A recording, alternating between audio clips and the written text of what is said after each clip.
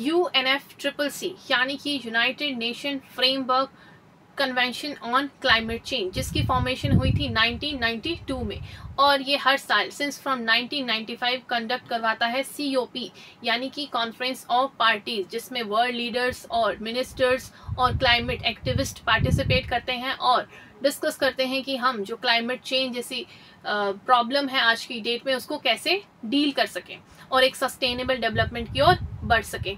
तो इस साल जो COP हो रही है 30th COP है, जो कि हो रही है बेलम ब्राज़ील में। इससे पहले COP 28 UAE में हुई थी और COP 29 अज़रबैजान बाकू में हुई थी। और इसी से एसोसिएटेड आज की वीडियो में हम डिस्कस करने वाले हैं। जो COP 3 थी क्योटो, वो जानी जाती है हमारी CBDR प्रिंसिपल के लिए। CBDR यानी कि कॉमन बट डिफरेंशियल रिस्पॉन्सिबिलिटी। इसमें जो एमिशन का टारगेट्स थे वो अलग किए गए थे डेवलप्ड और डेवलपिंग कंट्रीज के, क्योंकि जो डेवलप्ड कंट्रीज हैं उन्होंने सिंस फ्रॉम इंडस्ट्रियल रेवोल्यूशन काफ़ी फॉसिल फ्यूल बर्निंग की थी और डेवलप्ड कंट्रीज डेवलप तो हो गई थी, लेकिन आज की डेट में जो क्लाइमेट चेंज, ग्लोबल वार्मिंग जैसा फिनोमेना हमें देखने को मिल रहा है, उसका सबसे ज़्यादा इम्पैक्ट हमें ग्लोबल साउथ और डेवलपिंग कंट्रीज़ पे ही देखने को मिल रहा है। और अगर मैं बात करूँ COP 21 पेरिस एग्रीमेंट की, तो पेरिस एग्रीमेंट में मेनली फोकस किया गया था जो हमारे एमिशन का टारगेट्स थे उन पे और NDCs पे। NDCs यानी कि नेशनली डिटरमाइंड कॉन्ट्रीब्यूशंस, जिसमें हर एक कंट्री ने अपने 5 साल के टारगेट्स फिक्स कर लिए थे और उस पर काम करना शुरू कर दिया था।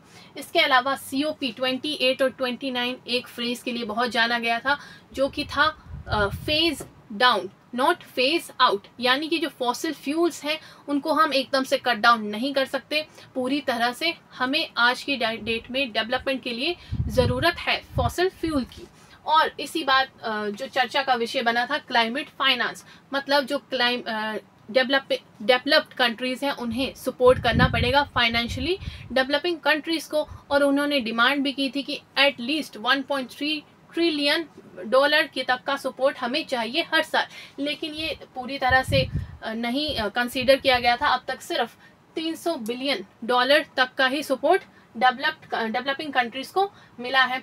इसी के साथ साथ जो इस साल की COP है उसका मेजरली फोकस होने वाला है एडाप्टेशन प्लान पे, जो सबसे पहले न्यूज़ में आया था कैनकन COP में, जो मैक्सिको में हुई थी 2010 में, और इसी बीच में फॉर्मेशन की गई थी GCF यानी कि ग्रीन क्लाइमेट फंड की, जो कि फंडिंग प्रोवाइड करता है डेवलपिंग कंट्रीज़ को और स्मॉल आइलैंड कंट्रीज़ को। So for more such updates do subscribe to our YouTube channel. Thank you so much.